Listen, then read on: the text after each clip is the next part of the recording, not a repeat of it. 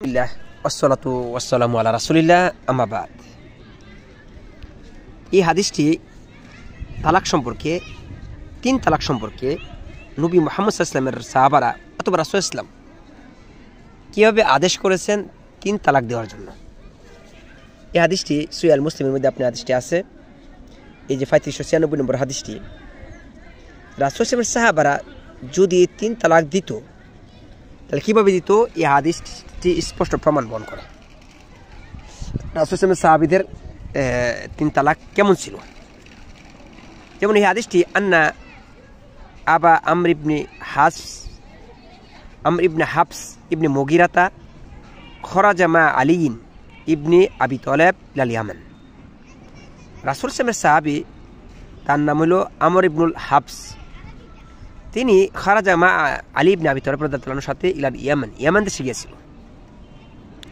ফাআরসালা ইলা ইমরাতিহি ফাতিমাতা বিনতে কয়সিন বিতাতলিকাতিন কানাত বাকিয়াত মিন তলাকিহা।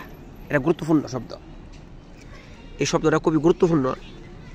যে আগে কায়েস রাদিয়াল্লাহু আনহাকে তালাক দিয়েছিল, দুই তালাক দিয়েছিল।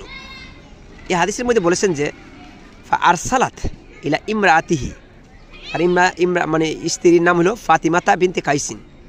ফাতিমাতা রাদিয়াল্লাহু আনহাকে বিতাতলিকাতিন, আরেকটি যে তালাক ছিল বাকি, দুই তালাক আগে দিয়েছিল, আরেকটি তালাক বাকি ছিল, এক তালাক, ওই তালাকটা তিনি ফাটালেন।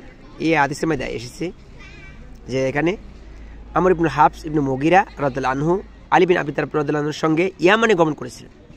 এরপর তিনি তার স্ত্রী ফাতিমা বিনতে কাইসকে অবশিষ্ট এক তলাকের কথা বলে পাঠালেন, দুই তালাক আগেই দিয়েছিলেন।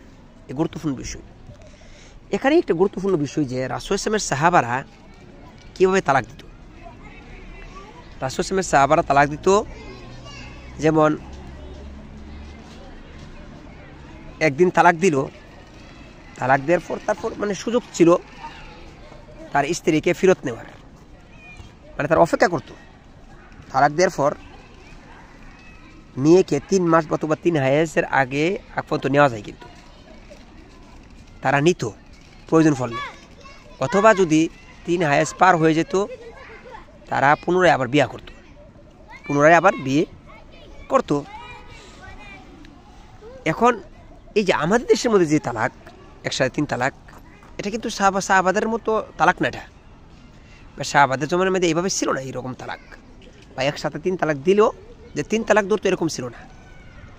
সাহাবারা প্রথমে এক তালাক দিত, পরে প্রয়োজন ফলে তার স্ত্রীদেরকে ফেরত নিত, অথবা তারা একেবারে ছেড়ে দিত, অন্য কোনো বিবাহ করতো মেয়েরা, এরকম ছিল বিষয়টা। অথবা যদি ইদ্যত চলে যেত তাহলে আবার পুনরায় বিবাহ করতো, এরকম ছিল।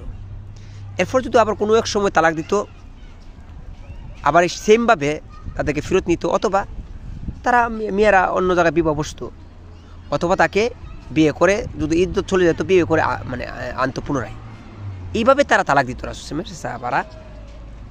কিন্তু বর্তমান সমাজে আমরা যে তালাকটা, এই তালাক কিন্তু আসলে মূলত রাসূল সাল্লাল্লাহু আলাইহি ওয়াসাল্লামের এভাবে ছিল না, অথবা এই তালাক গণ্য করা হতো না, একসাথে 3 তালাক গণ্য করা হতো না। তাহলে এটাই স্পষ্ট প্রমাণ বহন করে যে রাসূল সাল্লাল্লাহু আলাইহি ওয়াসাল্লামের তালাক আর বর্তমানে যে কিছু হানাফি মাযহাবের তালাক, এটা এক না, এর মধ্যে অনেক ভিন্নতা আছে। আল্লাহু আলাম।